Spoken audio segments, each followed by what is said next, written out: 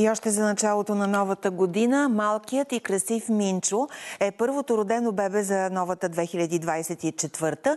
Той се роди в Пловдив в първата минута след полунощ, докато навън имаше новогодишна заря.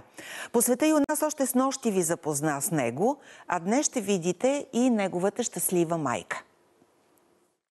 Минчо е дългочакано дете.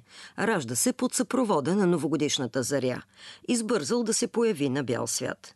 36-та гестационна седмица се роди. Точно в началото на 9-я месец. Просто избърза. Приемам го като знак на съдбата, че може би така е трябвало да стане и като нещо хубаво.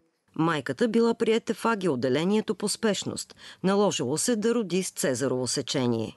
Беше в началото на 10-ти лунарен месец, искахме да спечелим малко повече време, но така или иначе бебенцето беше нетърпеливо и в хода на раждането се появиха медицински причини, по които трябваше да завършим раждането чрез цезарово сечение спешно. По време на секцията, когато чухме заряда, разбрахме, че всъщност е настъпила новата година.